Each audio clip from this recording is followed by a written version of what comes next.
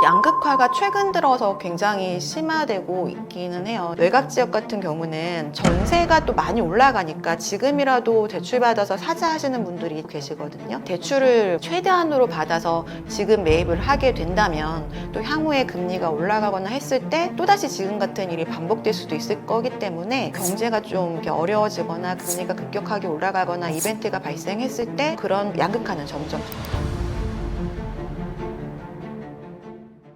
네, 안녕하세요. NH농협은행 WM사업부 올백자문센터에서 부동산 관련된 정책 분석과 고객들의 부동산 자산 관리를 지원해주고 있는 김효선이라고 합니다. 627 대책의 규제 효과가 수도권에는 일시적이라도 나타나겠지만 지방 부동산에는 어떤 영향을 미칠까요?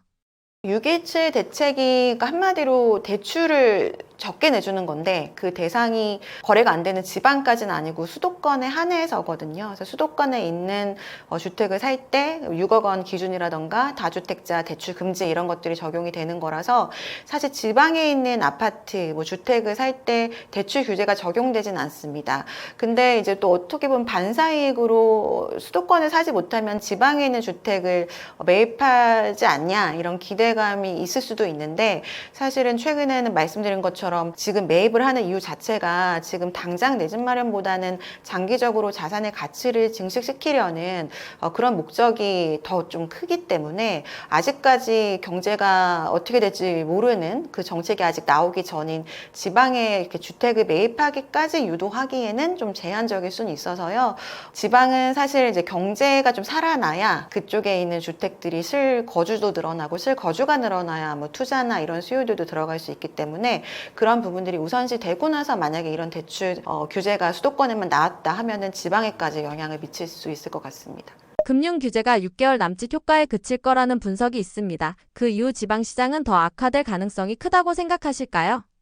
또 2023년에도 가을쯤에 이제 금융 관련 규제들이 나왔었습니다. 그렇지만 이번 대책처럼 굉장히 좀 파격적인 대책이라기보다는 그때도 대출 받아서 집 사는 사람들이 서울의 특정 입지에 굉장히 몰리다 보니까 은행권별로 좀 관리를 하거나 또 금리를 올리거나 하는 식으로 좀 규제를 했거든요. 근데 이번에는 아예 수도권에 하나고 무주택자 그리고 다주택자에 따라서 딱 규제를 하다 보니까 좀 더 굉장히 큰 영향을 주고 있는데 전자에 말한 작년이나 재작년 같은 경우에는 전체적인 정책이라기보다는 금융권, 은행권별로 좀 관리할 수 있도록 유도를 했기 때문에 그런 부분들은 시간이 지나고 대출이 줄어들게 되면 또 은행에서도 대출을 해줄 수밖에 없잖아요. 그래서 한 6개월 정도 지나면 다시 예전처럼 금리가 좀 더 낮아진다거나 아니면 까다로웠던 대출 조건이 좀 완화되거나 하는 그런 식이 있었는데 사실 이번에는 금액을 아예 딱 찍어서 6억이라는 기준도 나왔고 또 이제 무주택자나 다주택자에 따른 실거주라던가 다양한 정책들이 나왔기 때문에 이런 부분은 사실 이제 다시 정부에서 이 대책을 걷어들이지 않는다라면 계속해서 적용이 되는 거거든요. 그래서 6개월이라고 딱 단정 지을 수는 없을 것 같고요. 참고로 금액에 대한 그 딱 규제를 했던 게 예전에 2019년 12월이었을 거예요. 그때 15억 초과 아파트에 대해서는 무주택자든 이렇게 누구든 따지지 않고 그냥 대출이 금지되는 적이 있었거든요. 근데 그 12억 초과 아파트 대출 금지가 거의 2년 정도를 갔습니다. 그래서 6억이라는 금액 기준도 사실 굉장히 장기간 갈 수도 있는 부분이고 경우에 따라서는 이 6억이라는 금액도 또 좀 더 낮아질 가능성도 있긴 하거든요. 그래서 이런 부분들을 굉장히 좀 긍정적으로 나이브하게 좀 생각해서 이제 좀 있으면 풀릴 거야 하고 무리하게 대출을 받거나 하시면 좀 안 될 것 같고요. 좀 이제 주택 시장도 모니터링 해봐야 되고 안정화가 돼야 규제가 좀 풀릴 수 있기 때문에 주택 시장이나 관련된 정책들을 좀 스터디하면서 지켜봐야 될 것 같습니다. 인구 감소, 지방 소멸이라는 구조적 문제 속에서 지방 공급을 늘리는 것이 독이 될 수도 있다는 주장에 대해서는 어떻게 생각하실까요? 최근에 인구가 전국적으로는 2019년부터 감소하기 시작했고 지방은 2017년부터 감소를 해서 지방 인구가 먼저 줄어들기 시작했거든요. 그리고 전반적으로 인구가 줄어드는데도 수도권은 지금까지도 인구가 늘어나고 있는 상황입니다. 그만큼 전체적으로 인구가 감소하지만 지방에서의 수도권으로 이동하는 인구가 굉장히 많다라는 거거든요. 근데 인구가 왜 이동하느냐를 보면은 예전엔 사실 우리가 이제 대학교 갈 때 경상도 쪽 창원이나 서울이나 뭐 마산 뭐 이런 데서 공부 잘하는 학생들은 굳이 서울까지 오지 않고 부산대에 많이 갔잖아요. 근데 지금은 지방에서 그 지역에 1등하는 친구들도 그 지역의 국립대를 가는 게 아니라 뭐 서울대나 뭐 서울에 있는 인서울을 하기 위해서 굉장히 노력을 합니다. 그래서 일단은 대학교 갈 때 되면은 좀 공부 잘하는 아이들은 이제 서울로 올라오게 되고요. 그리고 이제 취직을 이제 앞둔 학생들도 예전에는 지방 쪽, 특히 경상권 쪽에 제조업체들이 굉장히 좀 많이 몰려 있다 보니까 그 지역 안에서 쉽게 이제 취업을 하는 경우들이 많았는데, 최근에는 취업을 이렇게 모집하는 그 절대적인 숫자 자체도 굉장히 많이 줄어들기도 했고요.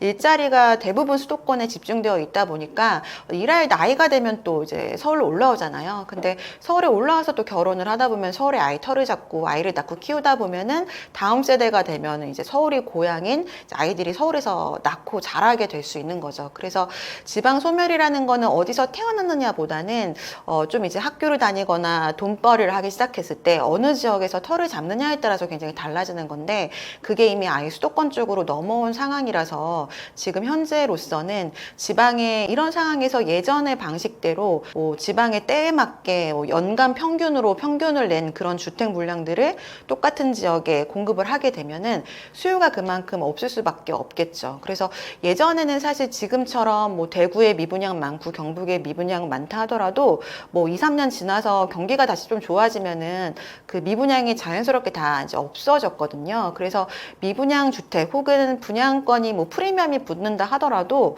그런 미분양 물건을 이제 취득을 하게 되면은 시간이 지나면 훨씬 오르기 때문에 굉장히 현명한 투자라고 많이 이렇게 얘기들을 했는데요. 이제는 미분양이 난 지역들 그리고 지방 같은 경우들은 이게 해결이 될 수 있는지를 굉장히 다각도로 따져보고 이제 매입을 해야 될 것 같습니다. 그래서 그런 관점에서는 지방에 지금 무작정 공급을 하는 거는 오히려 복이 될 수 있죠. 그래서 특히나 미분양이 많이 적체된 지역들은 지금의 미분양 물량들을 어떻게 해결할지에 대한 그런 해결책들, 그리고 이게 소진이 되는 속도들을 보면서 거기에 이제 적절한 공급을 해야지, 그렇지 않다면 이제 신축을 한 주택들도 이제 불도 켜지 못하는 그런 중공업 미분양 주택으로 남게 되고, 그렇게 되면은 주변의 구축들은 아예 뭐 거래가 될 수가 없겠죠. 신축도 미분양의 상황에서는. 그렇기 때문에 지방에는 오히려 지금은 공급이 독이 될 수도 있습니다. 실제로 서울과 지방의 양극화는 어느 정도인가요? 이번 대책이 양극화를 더 심화시킬 가능성은 어느 정도라고 보시나요?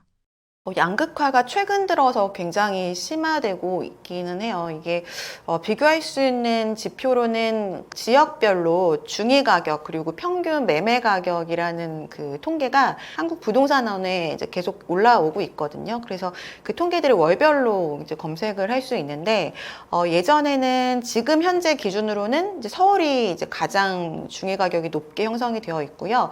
가장 낮게 형성된 지역이 지금 이제 경북 지역인데, 서울과 경북의 격차가 거의 6배가 넘게 나는 상황입니다.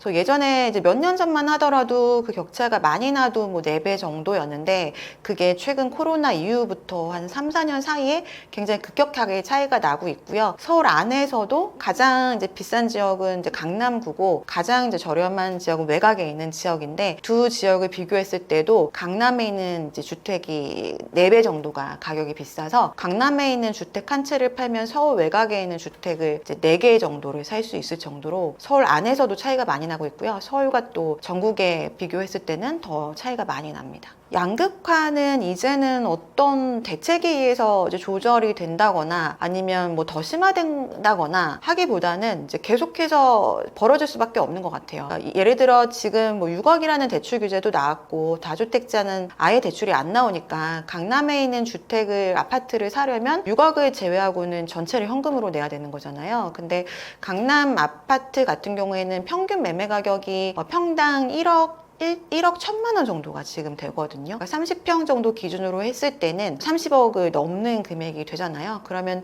6억이라는 금액을 제외하면은 뭐 27억 정도, 25억 이상의 현금은 갖고 있어야 강남의 그 국민평형 아파트를 살 수 있는 거거든요. 그래서 사실 이런 대출 규제에 좀 영향을 받는 사람이라면 사실 강남권 아파트를 거의 매입을 하기가 쉽지가 않죠. 그래서 현금을 많이 갖고 있거나 아니면 그 고액 자산가들 만의 그 세상이 이제 되어버려서 사실 금융 관련된 정책들, 그리고 금융 관련된 정책 이런 대출 제한도 있겠지만 금리 같은 것들의 영향도 덜 받을 수밖에 없습니다. 그러니까 대출을 그렇게 받지 않고 현금으로 다 사는 사람이라면 뭐 대출 이자를 내지 않기 때문에 금리에 대한 영향도 좀 덜해서 경기도 좀 타지 않을 수 있고 정책 제한 같은 것들도 좀 상대적으로 영향이 덜해서 좀 점차적으로 양극화는 심화될 수밖에 없을 것 같습니다. 그리고 과거에 그 15억 초과 아파트는 대출이 아예 안 됐던 때가 2019년 정도였는데요. 사실 지금 대출로 이렇게 연끌 같은 거 해서 금매 내놓고 하시는 분들은 2019년부터 21년 사이에 아파트를 굉장히 좀 이렇게 많은 레버리지를 활용해서 구매를 하신 분들이 지금 이자 내기가 너무 이제 쉽지 않으니까 이제 매각을 하려고 저가로 내놓는 거잖아요. 근데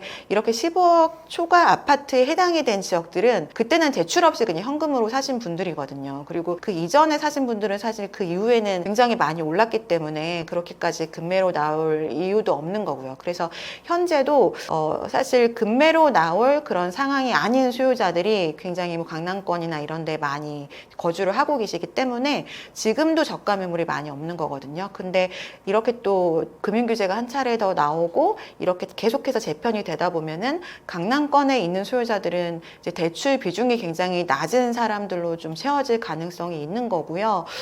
좀 반대로 외곽 지역 같은 경우는 전세가 또 많이 올라가니까 지금이라도 대출받아서 사자 하시는 분들이 지금도 계시거든요. 그래서 그런 분들 같은 경우에는 대출을 최대한으로 받아서 지금 매입을 하게 된다면 또 향후에 금리가 올라가거나 했을 때 또다시 지금 같은 일이 반복될 수도 있을 거기 때문에 뭐 경제가 좀 이렇게 어려워지거나 금리가 급격하게 올라가거나 이런 금융적인 뭔가 이벤트가 발생했을 때 이렇게 좀 이제 고가 지역들은 대출 비중이 좀 적어서 금매가 나오지 않고 계속해서 버틸 수 있는 좀 더 힘이 생기는 거고, 또 대출을 많이 받은 이제 사람들로 구성된 그 소유자들로 구성된 지역들은 언제든지 좀 저가 매물이 쌓일 수 있는 지역이기 때문에 그런 양극화는 점점 벌어질 수 있는 상황이 되고 있습니다. 수도권 규제가 강화된 만큼 오히려 일부 지방 도시가 대체지로 부상할 가능성이 있을까요? 네, 지금 이제 수도권에 있는 아파트들도 모든 지역이 과열이 돼서 정책이 나온 게 아니라 서울에 있는 뭐 강남 상구와 마용성 그리고 한강 벨트 라인을 따른 이제 지역들이 한 3월부터 6월까지 정말 많이 과열이 됐었거든요. 그래서 이거를 좀 잠재우기 위해서 대책이 나왔던 거지, 외곽 지역 같은 경우에는 계속해서 거래가 많이 돼도 워낙에 시세보다 저가로 되는 매물들이 많이 쌓여 있는 상황이라서 거래가 돼도 가격이 올라가거나 하진 않았거든요. 그래서 이 지역 들을 좀 잡기 위해서 6억이라는 기준도 이제 좀 이렇게 논리적으로 해서 금액을 산출한 걸로 보여져서요. 사실 이 금액 자체가 서울에 있는 외곽 지역에도 크게 영향을 미치지 않는 상황이라서 지방에까지 영향을 미치기는 좀 쉽지 않을 것 같고, 또 지금은 사실 외지에 있는 주택들이나 부동산을 투자 목적으로 하는 상황은 아닙니다. 그냥 내 집 마련이라는 거, 주거에 대한 안정성을 가지면서 자산에 대한 안정성도 같이 갖기 위한 지금 매입이지 뭔가 이제 투자 목적이 더 강한 건 아니거든요. 그래서 지방에서 이제 서울 쪽으로 매입을 하는 분들은 있어도 서울에서 지방의 아파트를 거주도 하지 않는데 매입하는 경우는 굉장히 드물기 때문에 대체지로 이제 떠오를 만한 지역은 사실 굉장히 좀 제한적일 수 있을 것 같습니다. 627 대책으로 주담대 한도가 6억으로 제한되면서 신축 위주의 흐름이 흔들리고 있습니다. 이 상황이 얼죽신의 입지를 어떻게 만들까요? 또 금융 관련된 정책이 나오면 다시 좀 잠잠해지는 거를 몇 년 동안 반복을 하고 있는데요. 아무래도 서울의 공급이 굉장히 부족하다라는 공급에 대한 이슈, 그리고 인구 감소라던가 지방 소멸 같은 좀 사회의 전반적인 키워드 때문에 전국에 있는 많은 수요자들이 서울로 몰리고 있는 그런 영향으로 서울의 일부 지역들의 가격만 굉장히 과열되고 있는 상황인데요. 그래서 사실 말씀하신 그 신축에 대한 희소성이 굉장히 강조가 되고 있었습니다. 근데 아무래도 지금 6억까지밖에 대출이 안 되는 부분들은 상대적으로 가격이 높게 형성된 그 신축 아파트를 구입하기에는 좀 부족한 구매력으로 될 수 있는 여지가 있기 때문에 신축을 구매하고 싶지만 구매하지 못해서 대안으로 구축을 보는 수요가 좀 늘어날 수 있을 것 같고요. 이거 자체가 신축에 대한 입지를 흔들리게 하지는 않겠지만 지금까지는 좀 이제 외면받았던 구축들의 그런 다시 한번 구축을 바라볼 수 있는 그런 계기가 될 수 있을 것 같습니다. 입지 우위가 절대 진리라는 말이 있었는데 지금 한도가 걸리면서 입지보다 금융 조건이 우선되는 상황이 올까요?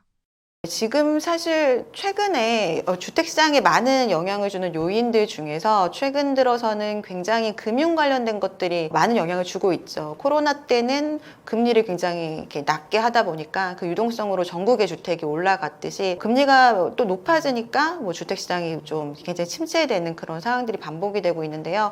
아무래도 그 구매력을 결정지을 수 있는 대출 관련된 제도들은 굉장히 절대적인 영향을 주는 건 사실입니다. 그렇지만 부동산 시장에 있어서는 아무래도 입지가 가장 우선시되는 요인은 이제 맞긴 하거든요. 그래서 그 입지와 또 신축이라는 키워드를 같이 보고 고객들이 뭐 선호도가 좀 달라지는 부분인데 그것을 매입하는 시기는 이런 지금 이번에 나온 정책처럼 금융 관련된 정책이 완화됐을 때 수요가 좀 집중이 되고 그게 좀 제한적으로 되면은 또 관망색으로 돌아서고 뭐 이렇게 좀 반복이 되는 것 같습니다.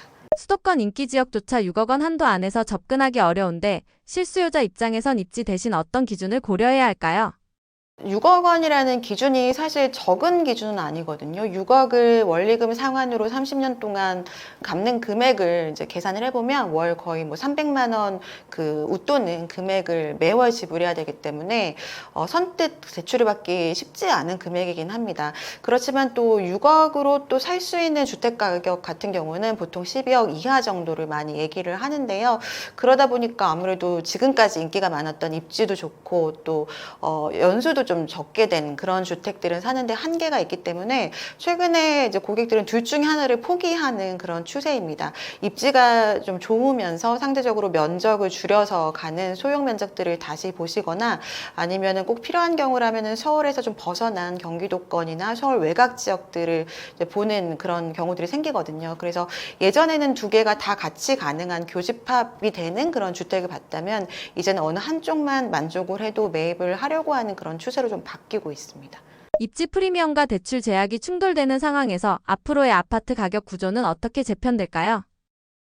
최근에 유난히 입지와 신축을 다 같이 보는 이유는 예전에는 사실 어느 지역에 어떤 부동산을 사더라도 시간이 오래 지나면 가격이 오를 거라는 그런 믿음이 있었기 때문에 주택을 매입하는데 물론 신주겠지만 지금처럼 굉장히 까다롭게 보진 않았거든요. 근데 지금은 사실 모든 자산 시장이 좋지가 않고 또 내수 경기가 계속해서 침체가 이어지고 있는 상황에 지금 주택마저도 그 지방 같은 경우에는 한 2022년 이후부터는 거래가 거의 되지 않고 있거든요. 그래서 미분양도 굉장히 늘어나고 있는 상황이다 보니까 서울이라 하더라도 이게 언제 또 지방처럼 그렇게 거래가 이제 위축될지 모르는 상황이다 보니 서울 안에서도 시간이 뭐 10년, 20년 지난다 하더라도 장기적으로 확실하게 거래도 좀 잘 되고 가격이 지금보다는 떨어지지 않을 거라고 믿는 그런 지역들을 매입을 하려고 하는 추세들이 굉장히 강합니다. 그리고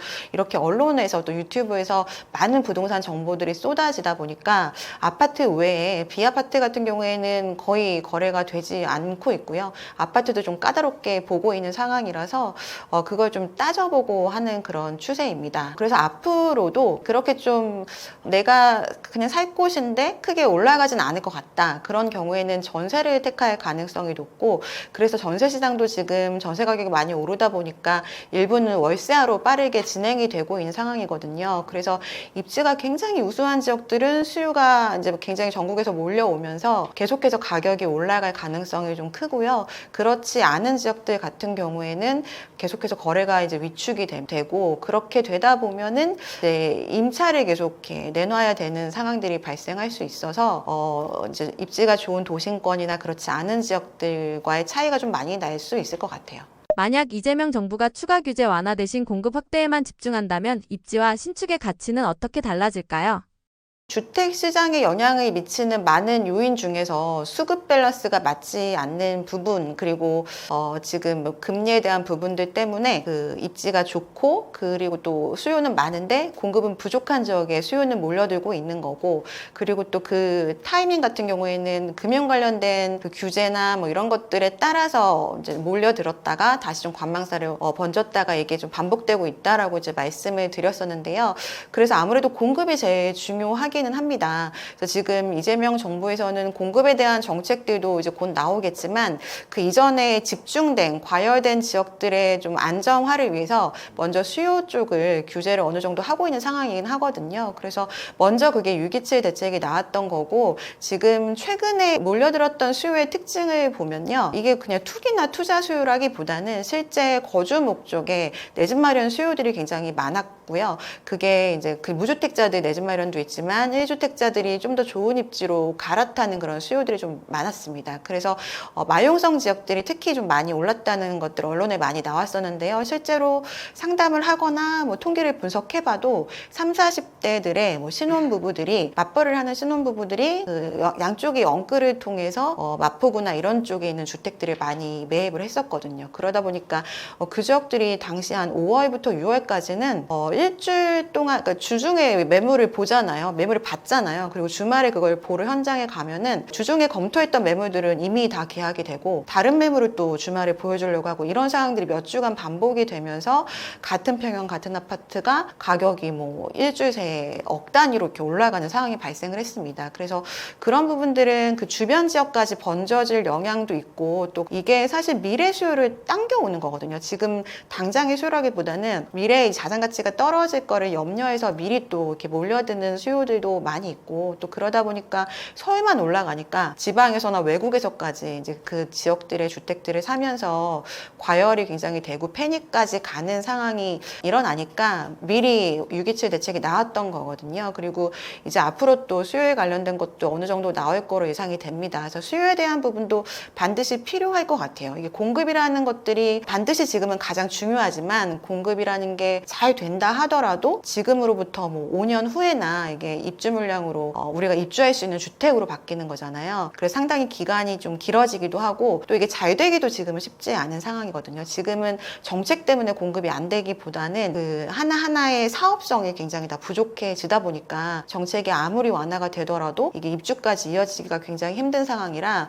어떤 공급 정책이 나온다 하더라도 사실 단기간의 효과는 그 특성상 얻기가 어렵습니다. 그래서 공급만으로는 주택시장이 그 공급이 실제 입주할 수 있는 주택으로 되기까지 굉장히 시장이 이렇게 지금처럼 불안정할 수 있기 때문에 수요에 대한 부분도 꼭 필요하다면은 이런 그 억제든 아니면 완화든 이런 정책들이 좀 그 단기적으로 필요하다라고 생각합니다. 얼마 전 발표된 지방에 대한 주택시장 활성화에 대한 공급 정책에 대해서는 어떻게 생각하시나요?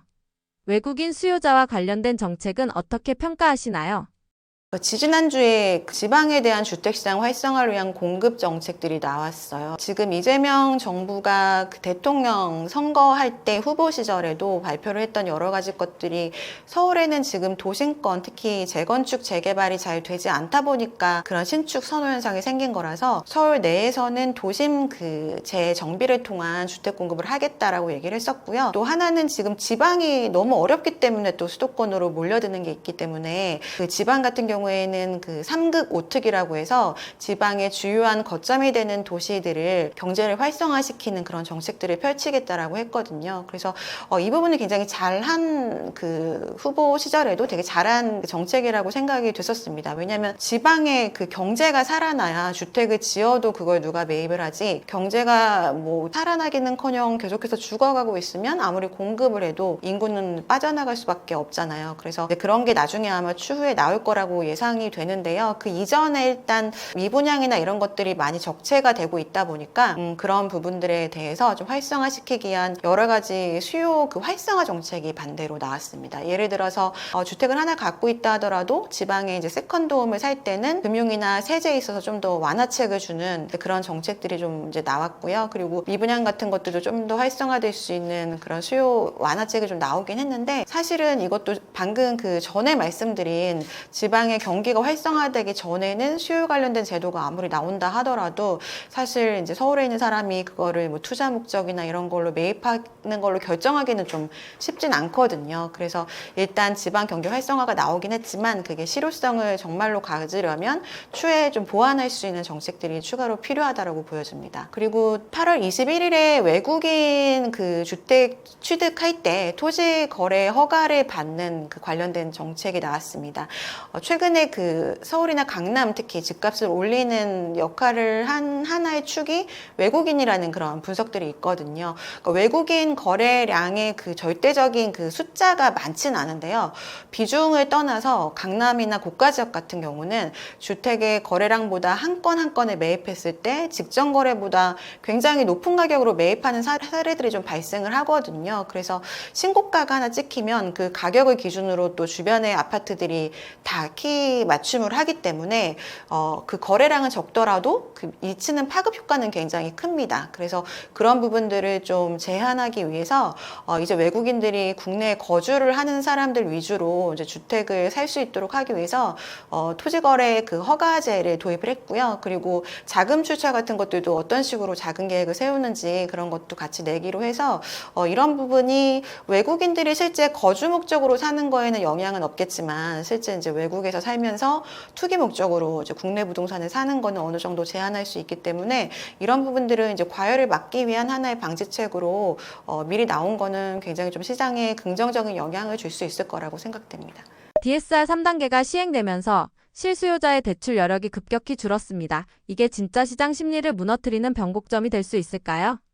네, 그 DSR 제도가 지금 이제 모든 차주의 연소득에서 40% 안에서 모든 대출의 원리금을 상환할 수 있어야 된다라는 거잖아요. 그래서 40%를 조금이라도 넘어가게 되면은 대출 금액에 제한이 생기는 건데 이게 이제 3단계라는 게 스트레스 DSR 이제 3단계라고 해서 우리가 이제 금리가 지금 굉장히 격변하는 시대를 우리가 겪고 있는 거거든요. 그러니까 코로나 때 막 1% 금리였다가 2022년 말에는 대출 금리 기준으로 막 신용대출 어떤 분은 9% 넘어서까지 적용을 받는 분도 본 적이 있어요. 그렇게 짧은 기간 안에 금리가 너무 이렇게 왔다 갔다 하니까 예전에 1%, 2%대일 때 대출을 받을 때 내는 이자보다 2022년 이후로는 거의 2배 정도로 이자를 더 내게 되는 거죠. 근데 요즘에 사실 우리가 급여가 잘 오르지 않잖아요. 그러니까 버는 금액은 일정한데 내야 되는 그런 대출 상환 금액은 뭐 2배 넘어가니까 이게 굉장히 좀 부담이 돼서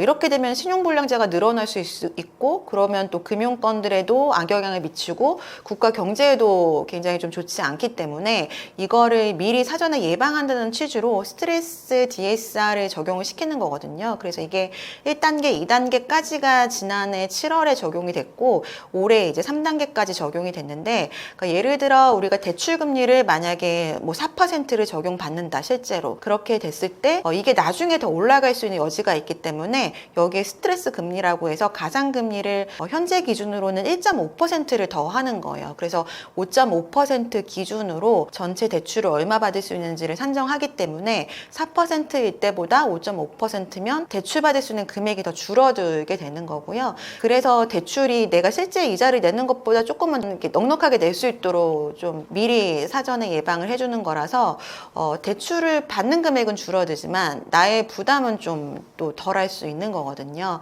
그래서 이런 부분들은 어쨌든 뭐 차주한테도 안전망을 쳐주기 위한 그런 제도라서 이게 또 뭐 있다 없다 하는 제도가 아니라 계속해서 이 제도 안에서 우리가 가야 됩니다. 그래서 이거 자체가 변곡점이 되리라고는 생각이 안 돼요. 그 1.5 정도라고 해도 작년 7월이 수도권은 1.2를 미리 적용을 받고 있었기 때문에 0.3 정도 지금 좀 더 인상된 거거든요. 근데 그 정도면은 대출 금액으로는 한 5천만 원 정도, 5천만 원 미만 정도 금액이 대출 금액이 줄어드는 금액이라서 이런 부분이 큰 영향을 주기보다는 그냥 오히려 좀 안전하게 만드는 거다라고 좀 생각을 해야 되고요. 또 우리가 규제를 많이 이렇게 받아도 또 시간이 지나면 거기에 좀 익숙해져서 그 안에서 또 전략을 세우고 뭐 내 집 마련의 기회를 찾고 하거든요. 그래서 이거 자체가 변곡점을 만들 것까지는 아닐 것 같습니다.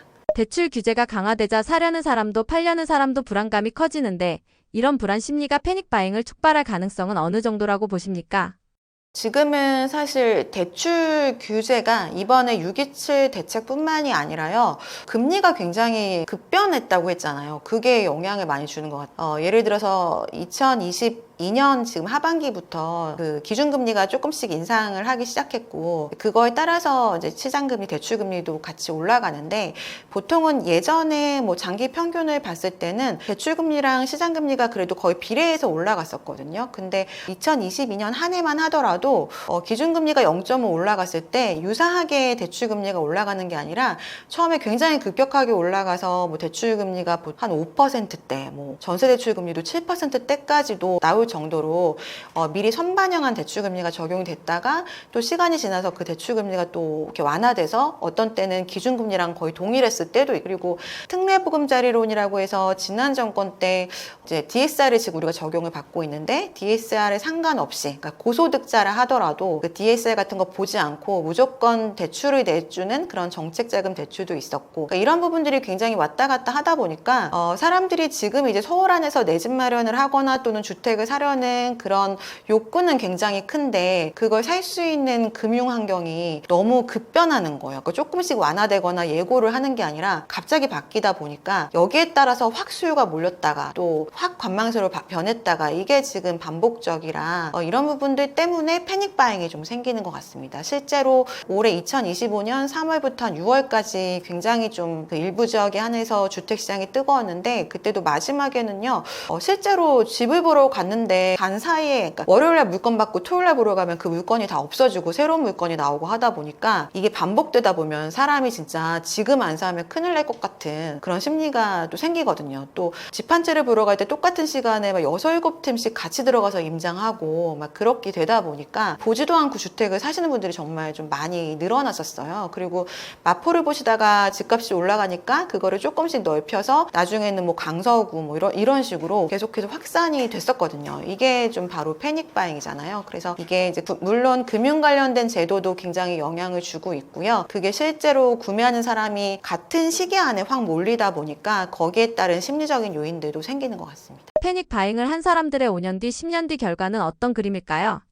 우리가 패닉 바잉 얘기를 하면은 과거의 하우스 푸어랑 굉장히 많이 비교를 하거든요. 예전에도 이제 하우스 푸어라고 해서 집을 살 때 대출을 많이 받았던 사람들이 2012년 이쯤에서 굉장히 장기간 주택시장이 침체다 보니까 집값이 계속 떨어지는 거예요. 그래서 집은 있지만 이제 푸어라고 해서 하우스 푸어라는 이름을 붙였었는데, 그것과 유사하게 또 굉장히 패닉 바잉, 특히 영끌에서 주택을 사신 분들에 대한 걱정들을 좀 많이 하십니다. 근데 이거는 과거의 하우스 푸어는 대부분 그때 샀던 가격보다 지금 훨씬 많이 올랐을 거예요. 그때는 그래도 인구도 계속 늘어났고 지방에도 그래도 계속 집을 사셨고, 코로나라는 그런 또 이런 일 때문에 지방이든 어떤 주택 유형이든 다 같이 올라가는 그 시기도 거치면서 모든 주택이 올랐지만, 앞으로는 사실 그러기는 쉽지 않아 보입니다. 이미 사회 구조적인 많은 부분들, 그러니까 인구뿐만 아니라요, 인구에 대한 문제 때문에 뭐 고령화에 대한 것들, 그리고 1인 가구가 굉장히 이렇게 늘어나는 부분들, 그리고 재택근무 도 되게 늘어나고 사회에 대한 이런 생활 라이프 스타일 자체가 바뀌다 보니까 주택도 그렇지만 상업시설도 양극화가 굉장히 심하고, 여기에 따른 인프라가 격차가 되게 많이 나고 있거든요. 그래서 패닉 바잉을 했을 때 어떤 지역을 패닉 바잉 하느냐에 따라 굉장히 다를 것 같습니다. 그래서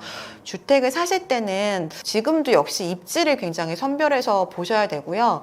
신축이라고 해서 뭐 아무 곳이나 그냥 무턱대고, 특히 막 영끌에서 사시면 굉장히 위험하기 때문에 일단은 대출을 감당할 수 있는 범위 내에서 받는 게 가장 중요할 것 같고, 그리고 이렇게 패닉 바잉을 하시더라도 그 지역을 좀 면밀하게 보실 필요가 있을 것 같아요. 특히 나중에 내가 무슨 사정으로 인해서 팔려고 했을 때 좀 비교적 쉽게 팔릴 수 있는 가격 또는 지역인가를 보셔야지 패닉 바잉의 리스크로부터 좀 자유로워질 수 있을 것 같습니다. 스스로 패닉 바잉이라고 인지하기 쉽지 않을 것 같은데, 현재 내 상태가 패닉인지 체크할 수 있는 방법 있을까요? 패닉 바잉이라는 게 뭐 사전에 나와 있는 단어는 아니라서 그냥 이렇게 봤을 때 이게 점점 패닉 바잉으로 번져가고 있구나를 이제 객관적으로 봤을 때 사실 느낄 수 있는 거거든요. 근데 본인이 스스로 점검해 볼 수 있는 거는, 뭔가 그럴 때 패닉 바잉이 일어나거든요. 내가 주택을 정말 살려고 마음 먹었는데 계속해서 그 물건이 사라지거나 뭐 팔리든 아니면 물건이 없어지든 계속해서 하고 싶은 것들이 없어졌을 때 내가 보지도 않고 살려오는 경우들이 있잖아요. 그래서 주택은 사실 이제 내 집 마련이고 거주를 목적으로 사는 게 1차적인 목적이 돼야 되는 거는 맞기 때문에, 일단 내가 보지도 않고 그냥 계약금을 넣는다 하면은 패닉 바잉의 가능성이 많긴 하거든요. 그래서 그럴 때는 이게 정말 패닉 바잉을 할 만한 물건인지를 다시 한번 보는 게 중요할 것 같고요. 그리고 과거에는 그런 분들 많았는데 최근에 좀 없어지긴 했어요. 뭐 분양 같은 것도 묻지마 청약 이런 거 있었잖아요. 그렇게 내가 지금 감당할 수 있는 만한 현금 흐름을 갖고 있는지 자산이 있는지를 먼저 체크를 해봐야 되는데, 그거는 이제 따져보지도 않고 무조건 계약을 하시는 분들 계시거든요. 뭐 가계약금에 막 굉장히 큰 금액을 넣고 오시거나 그런 것들도 일종의 패닉방일 수 있기 때문에 내가 이제 보지 않고 물건 주택을 막 사려고 하실 때, 그리고 내가 내 전체 자산이 갚을 수 있는 상환할 수 있는 그 능력이 되는지를 점검하지도 않고 주택을 그냥 계약하려고 하는지를 따져보면은 그래도 어느 정도 점검은 될 것 같고요. 그 이후에 이게 정말 그럴 만한 건지를 다시 한번 객관적인 눈으로 보셔야 되는데, 객관적인 눈으로 보실 때는 그 본인은 정말 이 집이 좋아서 살려고 하시는 걸 거 아니에요. 근데 내가 아니라 다른 사람이 봤을 때, 그러니까 내가 이걸 5년 후에 팔려고 했을 때 누구나 이거를 이제 그 정도로 매입을 하는 수요가 많을지를 점검을 해봐야 되는데요. 주택 같은 경우에는 제가 흔히 그냥 고객들한테 드리는 말씀은 내가 이제 아이를 낳았어요. 낳은 그 신혼부부예요. 근데 이제 집을 장만하려고 했을 때 그때 이 주택이 매력적인가를 보면은 아파트는 어느 정도 답이 나옵니다. 왜냐하면 신혼부부들은 그래도 어느 정도 몸테크할 생각도 있으시고, 또 뭔가 이렇게 장기적인 거주보다는 당장에 직장 뭐 맞벌이가 많은 직장의 뭐 중간 지점 정도를 택한다거나 이런 식으로 좀 협의를 하거든요. 근데 아이를 낳고 나서는 아이가 또 이렇게 자라려면 학교를 다 졸업하려면 10년 이상은 거주를 해야 되잖아요. 적어도 뭐 초등학교 6년 정도는 거주해야 되기 때문에 아파트에 필요한 조건들을 다 보시거든요. 여기 뭐 유해한 환경이 있는지, 교통은 좋은지, 그리고 유모차 끌고 다니셔야 되기 때문에 경사도까지 보시고 여러 가지를 다 고려하셔서 그래도 이것보다 이게 낫겠다라고 굉장히 신중하게 보세요. 그래서 내가 그런 사람이라고 생각하시고 그런 사람이 이 아파트를 많이 볼까를 생각하면은 어느 정도 아파트는 답이 나오실 것 같아요. 지금 집을 사려는 사람에게 조금 더 기다려라 혹은 지금이 오히려 기회라는 말이 엇갈립니다. 위원님은 어느 쪽에 무게를 더 두실까요? 지금은 사실 기다려라 혹은 뭐 지금이 기회다, 둘 다 맞는 말일 수도 있고 뭐 틀린 말일 수도 있습니다. 어떤 말이냐면은 이게 지역에 따라 좀 다를 것 같아요. 요즘엔 지금 627 대책이 나왔음에도 불구하고 사실 많이 받는 질문은 아파트 매입 추천에 대한 질문을 아직까지도 많이 받고 있습니다. 그만큼 정책이라는 거는 지금 당장 실제로 구매에 이어지게 하는 사람들을 지연시키긴 하지만 이 주택에 대한 그 매입 그 욕망이라던가 매입을 하려는 그 생각 자체를 없앨 수는 없거든요. 근데 그게 그냥 단순한 호기심이나 투기라면은 없어질 수도 있겠지만, 지금에 매입하려는 거는 굉장히 좀 생존이 걸려 있는 분들이 많으세요. 그러니까 내가 가진 것들을 모두 연끌해서 내 자산을 연끌하고 거기에 받을 수 있는 적정한 대출까지 이제 고려해서 그 금액대에 좀 장기적으로 거주하면서도 나중에 이제 팔리거나 좀 오를 만한 거를 살려는 그런 자산 가치가 다 좀 낮아지고 있고, 또 뭐 지금 저성장 국면에 들어섰으니까 그러니까 그런 것들을 고려한 뭐 자산 증식과 내가 평생 동안 뭔가 살 만한 것들을 마련하려고 하는 수요들이기 때문에 없어질 수요는 아니에요. 근데 지금의 서울 집값들, 특히 서울만 좀 많이 보시니까 서울 집값을 예로 들면 서울 같은 경우도 잘 지역별로 보시면요, 2022년에 다 같이 하락했다가 2023년부터 같이 조금씩 올라가거나 왔다 갔다 반복하거나 그런 식이잖아요.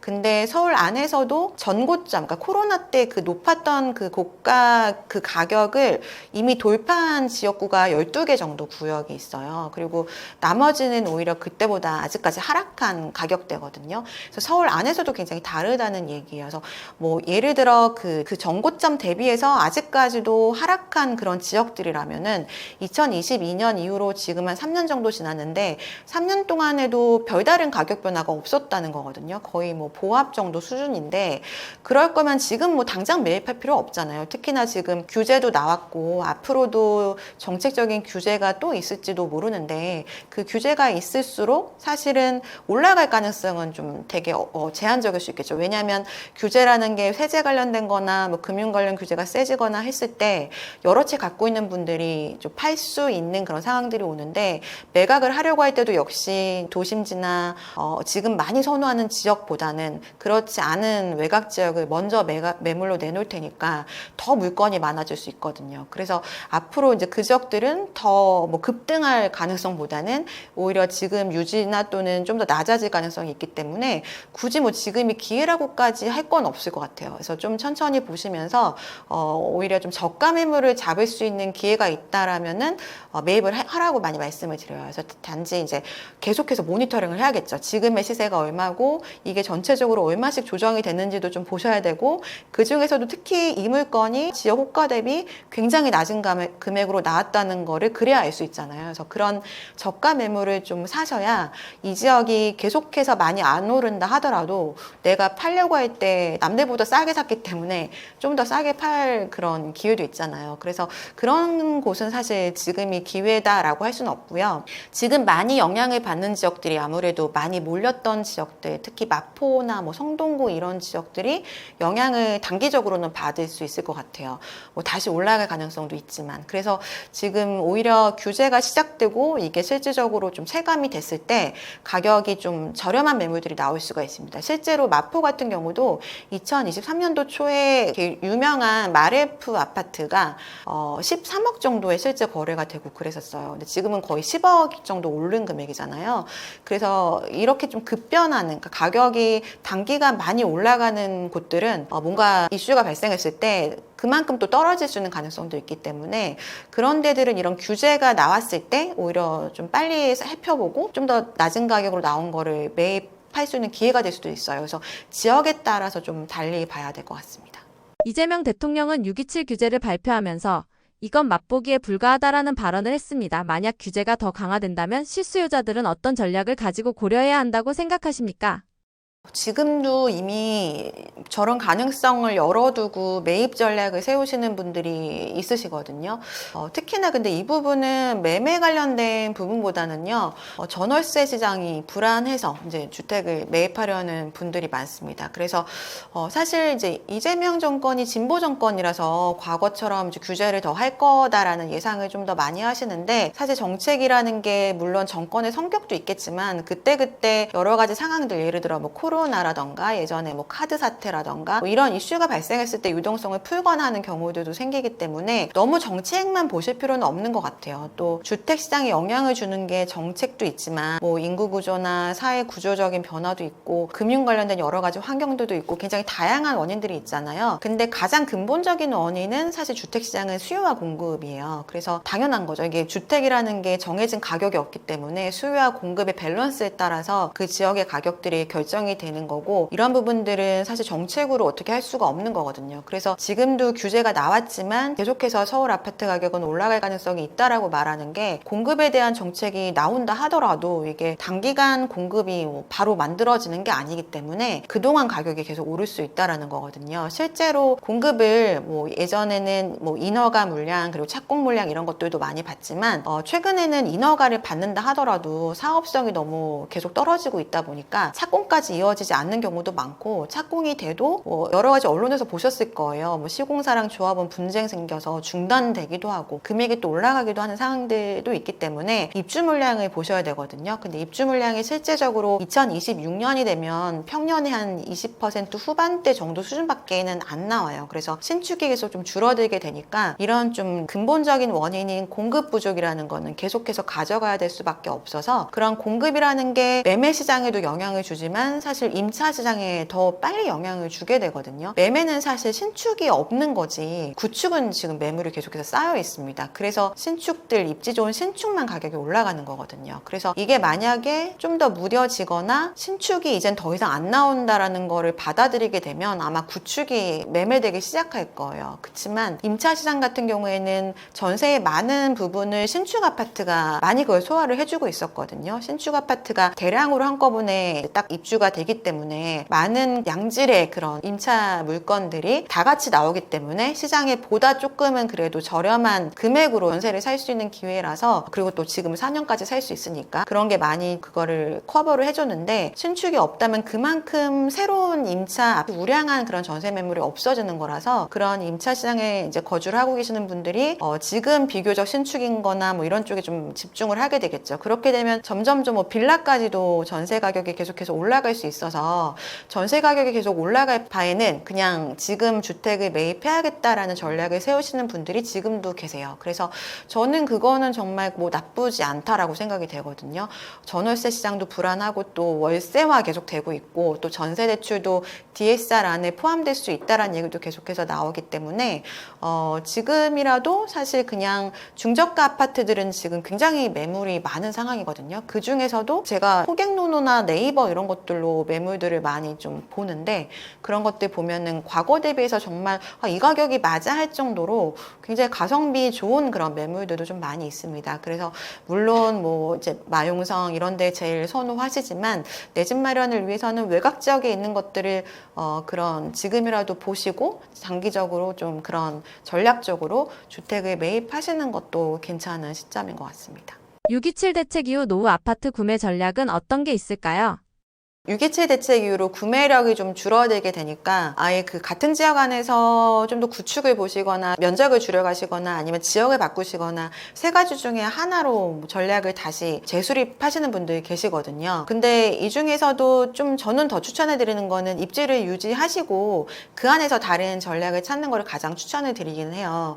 근데 신축 아파트가 또 굉장히 오를 대로 올라서 지금 구축과 차이가 굉장히 많이 나고요. 특히 이제 재건축을 예정한 그런 30년 이상 된 노후 아파트에 비해서도 굉장히 가격 차이가 많이 나다 보니까 최근에 아예 그 노후 아파트, 그러니까 30년이 넘은 재건축 대상의 아파트들은 이미 가격이 많이 올라가고 있습니다. 이재명 정권 들어서면서도 도심에 재정비 사업으로 주택 공급하겠다 그렇게 발언을 하셨기 때문에 이런 거에 대한 완화책이 나오리라고 기대하시는 분들이 미리 이제 새 아파트가 될 재건축을 매입하시는 경우들이 있거든요. 그래서 그런 아예 노후된 아파트들은 이미 가격이 좀 많이 올라간 상황이고요. 노후 아파트가 신축 대비 굉장히 저렴하려면 좀 애매한 구축이어야 되거든요. 한 예를 들어 10년에서 한 15년 사이 정도, 20년 정도까지 이 정도 사이 되는 그런 애매한 구축 아파트들. 왜냐하면 그 정도 연수가 되는 아파트들은 용적률도 어느 정도 받아놓은 상태라서 이게 막 30년이 되더라도 재건축이 되기는 좀 쉽지가 않은 상황이라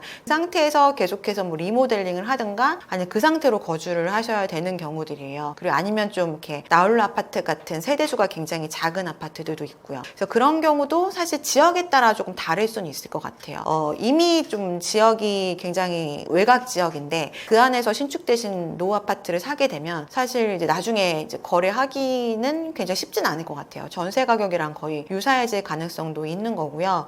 최근에 저는 이제 동작이나 용산 같이 이제 서울 안에서 중심부에 있는 지역들을 비교해 본 적이 있는데 그런 데를 봤을 때는 신축보다 그 애매한 구축 아파트가 거의 가격이 한 30% 이상은 저렴한 정도의 매물들이 있더라고요. 그리고 동작구 같은 경우도 한 뭐 11억, 12억에서 뭐 14억 정도 되는 그 아파트가 이제 시세로 형성이 되어 있는 곳들이 있던데 그런 데들 중에서도 비교적 이제 대단지인 아파트들 그리고 주변에 뭐 유해환경 없고 초등학교도 있고 막 이런 좀 비교적 입지 좋은 아파트들의 애매한 구축 같은 경우는 매입을 해도 안전할 거라고 좀 생각이 되고요. 이것도 역시 지역이나 주변의 입지들을 좀 따져봐서 좀 달리 결정을 하셔야 될 부분인 것 같습니다. 신축보다 노후 아파트가 더 합리적이라는 말은 일반인들이 듣기에 잘 이해가 안 갈 수도 있을 것 같습니다. 실제로 이익을 창출할 수 있는 전략인가요?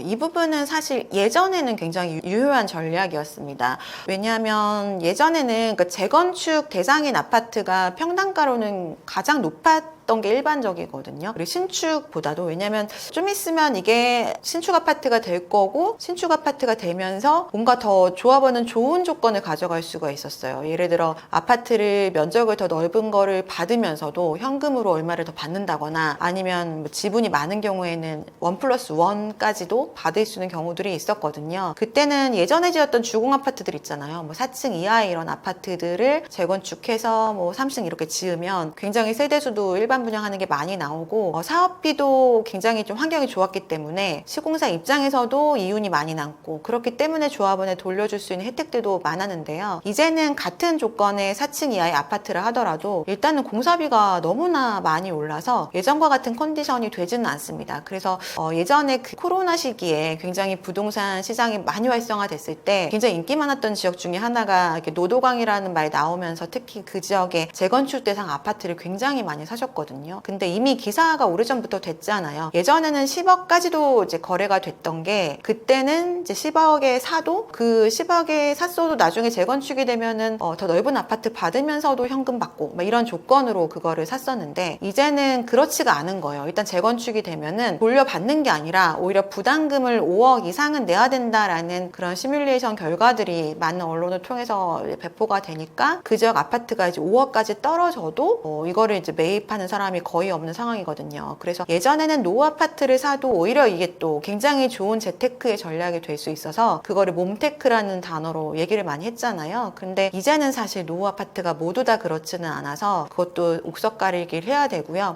애매한 구축 아파트 같은 경우는 사실 굉장히 저렴하게 사면 오히려 신축 아파트를 이제 비싸게 사기 힘든 사람한테는 대안이 될 수는 있을 것 같지만, 동일한 조건에서 가치 상승을 똑같이 하는 시기가 왔을 때는 그래도 구축보다 신축이 더 많이 올라갈 수 있는 여지는 여전히 있기 때문에 그게 더 좋은 전략이라기보다는 대안이 될 수 있을 것 같습니다. 그렇지만 이게 시간이 많이 흘러서 뭐 20년 이상이 지났다 했을 때는 신축에 대한 키워드가 지금처럼 그렇게 강하게 작용할 것 같지는 않아요. 왜냐하면 요즘에 가장 뭐 프리미엄 아파트, 고가 아파트로 가장 좀 이름이 많이 나오고 있는 원베일리 아파트가 30년, 40년 지난다고 해서 다시 재건축되지는 않겠죠. 그래서 신축이라는 거를 굉장히 선호하는 이유가 똑같은 입지에 있지만 이 아파트의 설계가 굉장히 계속해서 발전이 되고, 특히나 그 안에 있는 커뮤니티가 구축과 신축이 비교할 수 없을 정도로 너무나 퀄리티가 다르잖아요. 그게 정말 개인의 삶의 질까지 달라지게 할 정도로 굉장히 좀 고급화되고 있기 때문에 신축을 선호하는 거거든요. 근데 그게 우리나라에만 있는 현상인 것 같아요. 우리나라가 워낙에 아파트가 비중이 거의 65% 정도 되고, 또 이 아파트를 때가 되면은 계속해서 새 걸로 바꿔주면서 좋은 환경과 뭐 이렇게 현금 보상까지 해주는 그런 이제 자동적인 뭔가 시스템이 있었는데, 이게 이제는 당연하게 되는 게 아니잖아요. 지방은 이미 오래전부터 재건축이 잘 안 되고 있고, 서울도 이제 머지않아서 이제 그런 환경이 올 수 있기 때문에 그때는 그냥 아파트의 이런 환경이 계속해서 업그레이드되지 않는 상황이 올 것 같습니다.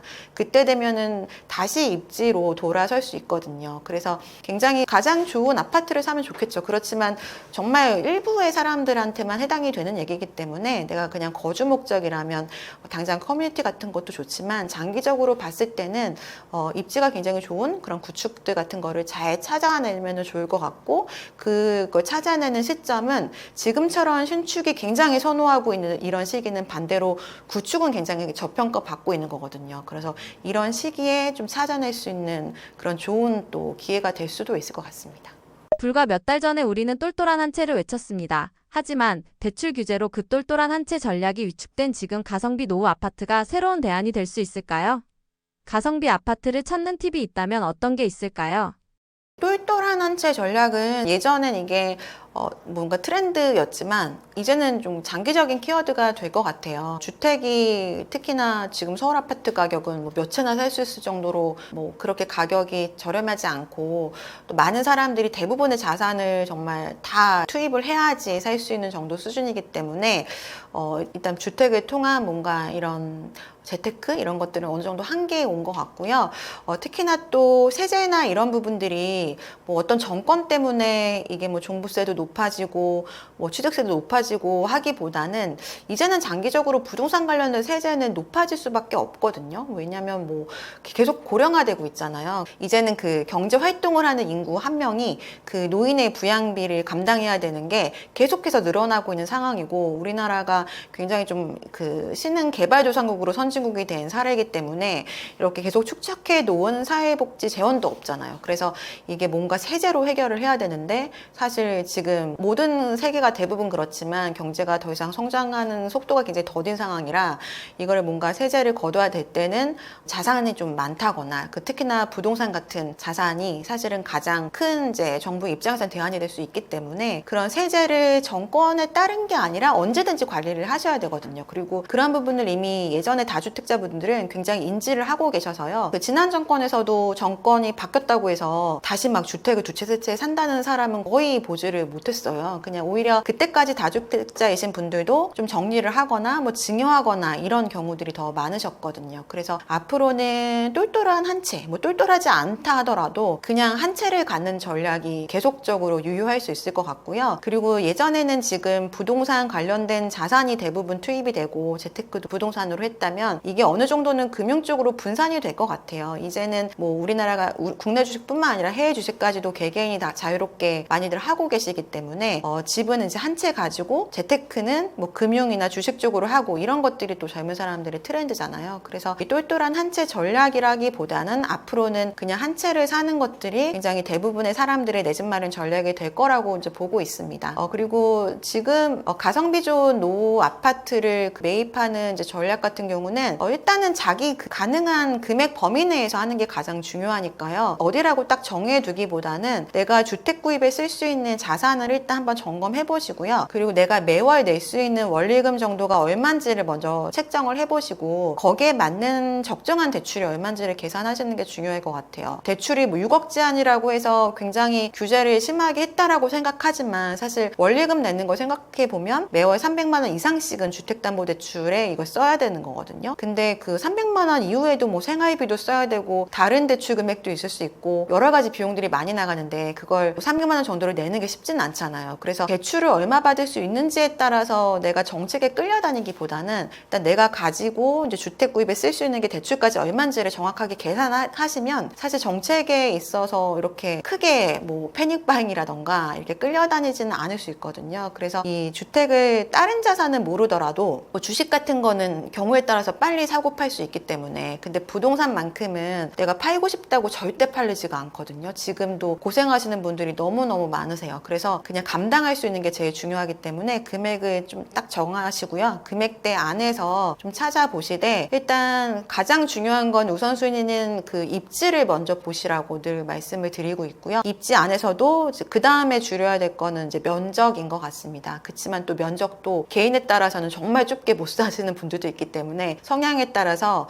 내가 뭐 최소한 좀 견딜 수 있는 면적 이런 것들을 좀 한번 고민을 해보시고 그 다음에 이제 그 주택의 전체 세대수를 한번 보시고 그게 다 했는데도 금액이 좀 맞지 않다라고 하시면 좀 외곽 쪽으로 넓혀가면서 지역을 반경을 넓히시면서 그 다음에 찾아보시는 게 중요하고 지역을 옮기실 때는 다른 지역을 보시게 됐을 때는 그 지역 안에서도 가장 좋은 입지를 보시는 게 굉장히 중요한 것 같아요. 그래서 서울도 마찬가지지만 지방도 어느 특정 지방의 그 주택 경기가 살아날 때는 그 지역 안에서 가장 대장 아파트나 가장 좋은 지역부터 가격이 올라가거든요. 예를 들어 울산 같은 경우가 광역시 중에서 지금 상승으로 전환한 대표적인 사례인데 울산이 한동안 되게 안 좋았던 게 관련된 제조업이 굉장히 너무나 안 좋았었고 그리고 인구도 많이 이제 외국인 근로자들 빠져나가고 하면서 인구도 많이 줄어들었고 했었는데 공교롭게 공급이 뭐 코로나 이럴 때 굉장히 없었어요. 그래서 신축이 계속 없고 또 어느 정도 산업도 예전에 그렇게 어려웠을 때보다는 계속 좋아지니까 지역 경제가 또 좀 괜찮아지고 하니까 이제 그 지역 안에 있던 구축들이 살아나기 시작해서 전체적으로도 상승 전환이 됐거든요. 거기도 보면은 가장 그 지역에서 입지가 좋은 그 울산의 무슨 삼산동이라던가 뭐 달동 이런 데부터 거래가 됐어요. 그래서 마찬가지로 다른 지역을 보실 때도 그렇게 지역 안에서도 입지에 따라서 조금 넓혀가면서 보시는 게 좋을 것 같습니다. 마용성 이외에도 숨어있는 가성비 지역이 있다면 어디라고 보십니까? 마용성은 이제 가성비라고 부를 수는 없을 것 같고요. 이제 강남 상구 다음으로 굉장히 많이 올랐고 평당 금액으로는 강동구보다도 마용성 3개 지역이 더 비쌉니다. 그래서 강남 상구와 마용성은 이제는 그냥 그 굉장히 선호도가 높은 마용성은 계속해서 그냥 고가 지역으로 이제 좀 굳혀진 그런 느낌이 들고요. 마용성 다음으로 선호도가 있는 데가 아무래도 한강 그 벨트라인에 따라서 뭐 이제 광진구라든가 뭐 동작구, 뭐 양천구, 영등포구 뭐 이런 지역들로 확산이 되거든요. 근데 그 지역들로 봤을 때 지금 현재는 이제 동작구 같은 경우가 가격대가 다른 한강벨트 라인보다 다소 좀 낮게 책정되어 있는 편이에요. 예를 들어 옆에 있는 뭐 영등포구나 이런 지역보다도 평당 금액이 평균 가격은 좀 낮은 편이거든요. 그래서 그 마용성 외에 가성비를 찾는다면은 그런 지역들을 보시면 좋을 것 같아요. 근데 특징이 동작구가 아파트 비중이 굉장히 낮은 편입니다. 그러니까 주변이 아파트가 계속해서 신축이 신축이 별로 없었고 그 빌라나 뭐 단독 다세대 다가구 이런 주택들이 좀 많았던 지역이거든요. 그래서 이런 지역들이 뭐 노량진이나 이런 지역도 그렇고 재개발이나 이런 걸 통해서 신축 아파트가 이제 조금씩 늘어나고 있거든요. 그래서 그런 지역들은 아파트가 늘어나면서 전반적으로 신축에 따라서 구축도 어느 정도 가격이 올라갈 수 있는 여지도 생기기 때문에 그런 뭐 동작구 같은 지역이나 아니면 이제 광진구도 지금도 가격이 다소 높긴 하지만 광진구도 그런 재정비에 대한 이슈들이 좀 있는 지역이라서 그런 지역도 좀 보시면 좋을 것 같고요. 아무래도 지금은 서울 안에서 이제 대부분이 많이 올랐고 또 외곽 같은 경우에는 오랫동안 가격이 제자리고 해서 지금보다 나중에 더 올라갈 수 있는 여지가 있는 곳들은 재정비 사업들이 꽤나 진행된 그런 지역들입니다. 그래서 그런 지역들은 말씀드린 뭐 동작구나 아니면 광진구 쪽이나 아니면 송파구의 이제 그 예전 뉴타운 지역들 이런 몇 개의 지역들이 앞으로 이제 대단지의 신축들이 들어올 지역이기 때문에 그렇게 되면은 신축은 좀 비싸겠죠. 그렇지만 그 지금 현재 있는 구축들의 괜찮은 입지의 대단지들도 따라서 좀 더 올라갈 가능성이 있기 때문에 그런 데들이 좀 괜찮은 입지 중에서 남아있는 가성비 지역인 것 같습니다. 노후 아파트 투자가 단순히 싸다고 해서 덜컥 계약할 수는 없을 텐데 실수요자가 놓치기 쉬운 핵심 체크 포인트는 무엇일까요? 노후 아파트도 두 가지로 나눌 수가 있는데 아예 30년을 넘어간 재건축 대상의 아파트 그리고 한 10년에서 20년 정도 사이에 애매한 구축 아파트 이렇게 나눠질 수 있습니다. 그 애매한 연수의 아파트랑 30년이 넘어간 아파트랑 굉장히 다르거든요. 왜냐하면 그 10년에서 한 20년 정도 된 아파트들은 준공을 그 전에 했다라는 건데 그때는 예전처럼 그렇게 뭐 저층의 아파트가 많지가 않았어요. 보통은 한 12층, 15층, 20층까지도 지어진 경우들이 좀 많아서 그거를 이제 멸실하고 짓는다고 해서 일반 분양분이 많이 나오지가 않거든요. 그래서 사업성이 굉장히 떨어지기 때문에 이게 뭐 30년이 된다고 해서 재건축이 될지가 굉장히 미지수인 경우들이고 30년에 넘어간 아파트들은 그래도 대부분 재건축이 대상이 된 아파트들이 많기는 합니다. 근데 둘 다 좀 저렴할 수는 있거든요. 30년이 넘어간 아파트들 같은 경우는 입지가 뭐 강남은 지금 굉장히 가격이 높고 외곽 지역 같은 경우는 그 한참 때 가격보다는 거의 반 정도로 떨어진 매물들도 있거든요. 그 30년이 넘어간 아파트를 볼 때 체크하셔야 될 부분은 재건축을 했을 때 내가 부담해야 될 금액이 어느 정도 수준인지를 미리 그래도 대충의 바운더리 정도는 알아보는 게 중요하실 것 같아요. 그거는 사실은 확정이 아니거든요. 어디서 뭐 계산하는 식이 있는 게 아니라 그게 언제 이게 본격적으로 진행이 되느냐에 따라서 굉장히 가변적이기 때문에 지금 현재 상태, 현재 컨디션에서의 예상 시뮬레이션 금액 정도를 알 수 있을 뿐이긴 해요. 그렇지만 그거라도 한번 체크를 해보셔야 될 것 같고요. 그거는 또 조합에 따라서 조합원 그 안에서 결정을 하는 거기 때문에 계속해서 가변적이고 법으로 어디 정해져 있는 것도 아니라 주변에 잘하는 공인중개사 찾아가셔서 여기에 대한 의견을 좀 여러분한테 물어보시는 게 좋을 것 같고요. 그렇지 않은 10년에서 20년 정도 되는 구축 아파트 같은 경우는 가성비가 굉장히 좋을 수 있어요. 그렇지만 이거는 재건축이나 리모델링이 될지 안 될지 모르는 거기 때문에 보수적으로 그냥 안 된다고 보고 보셔야 되거든요. 그렇게 된다면 입지 되게 중요하고요. 여기가 그냥 굉장히 살기 좋아야 되는 거예요. 그래서 뭔가 그 재건축이 돼야 좀 획기적인 재테크의 기회가 있다라고 많은 사람들이 생각하기 때문에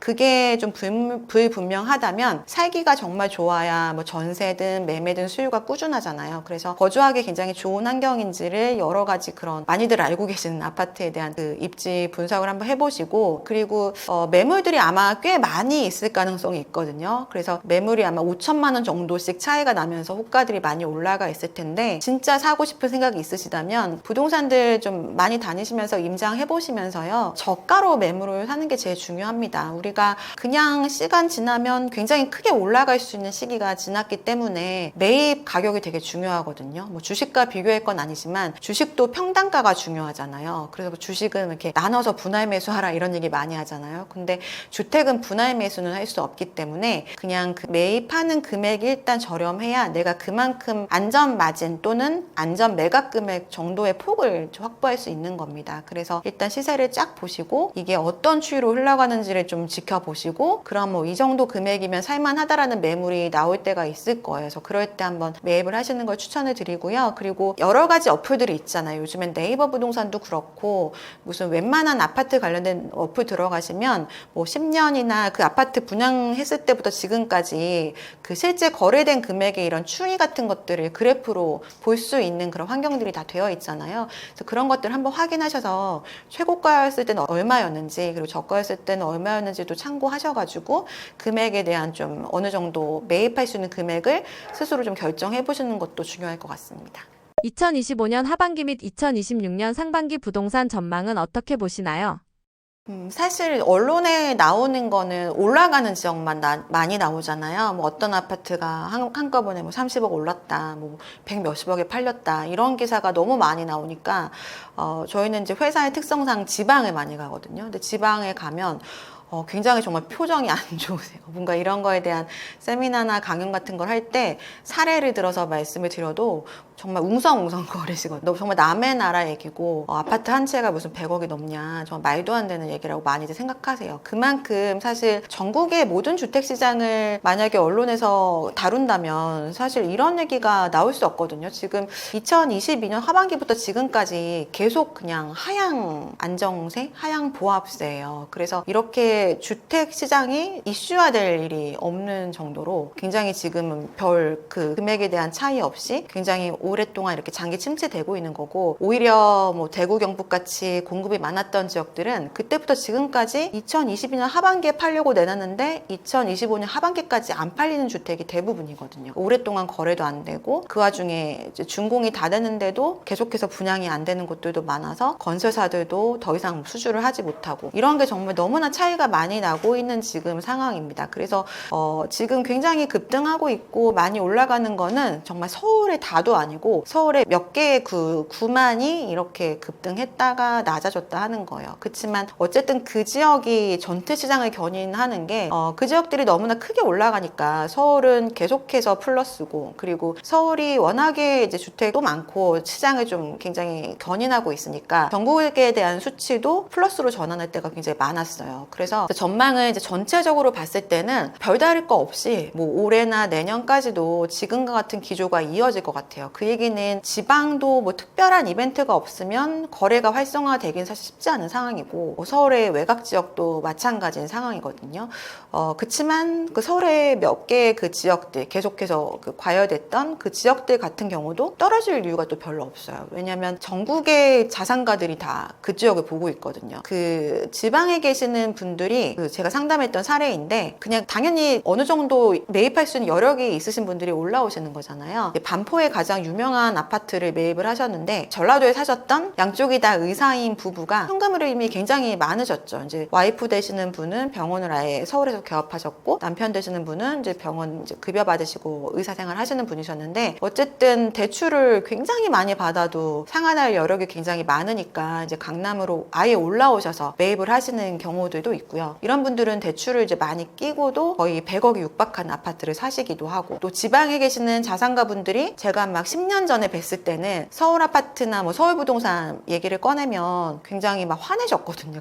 우리 동네 부동산 많다, 왜 내가 서울까지 관리도 어려운데 그걸 사냐 하셨던 분들이 이제는 전화하셔서 우리 이제 아들이 뭐 서울에 있는데 이제 결혼할 때 돼서 아파트 사줘야 될 것 같다라거나, 아니면 이제 학교 다니고 있는데 오피스텔에 전세 살고 있다, 근데 그 오피스텔을 지금 뭐 몇천만 원만 더 주면 살 수 있는데 그거라도 뭐 서울에 사야 되냐, 이런 질문들이 많으시거든요. 그래서 전국에 어느 정도 여력 되시는 분들이 다 똑같은 지역을 지금 이제 사시려고 하니까 당연히 계속 올라갈 수밖에 없는 거예요. 근데 그 지역들이 또 공급이 계속 나오지가 않으니까 그 지역들의 가격들은 전국의 자산가 분들 덕분에 계속해서 올라가는 상황이 연출될 것 같습니다. 그래서 정부 정책이 굉장히 중요할 것 같은데요. 아직은 정책이 여기와 관련된 게 나오기 전이거든요. 그래서 굉장히 중요한 거는 서울의 공급도 중요하지만 사실 공급은 그렇게 지금과 같은 상황을 이렇게 역전시키기에는 좀 한계가 있을 수 있거든요. 왜냐하면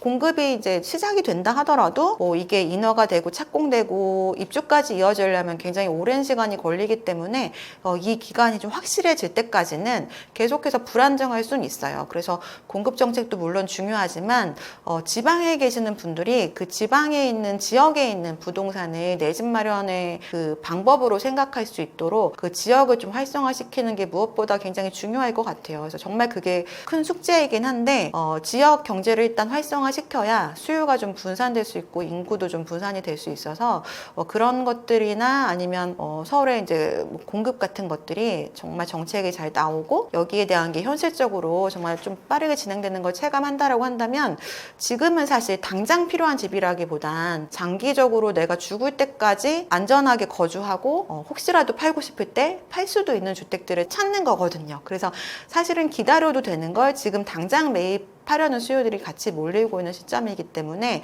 좀 더 기다릴 수 있는 그런 믿음을 줄 수 있는 정책들이 나와주면은 여기에 대한 게 좀 점차 변할 수는 있을 것 같습니다. 제가 사실은 여기 있는 인구 충격 부동산 대변혁이라는 책을 올해 4월에 출간을 하고 오늘 여기도 이제 나올 수 있는 그 계기가 되는데요.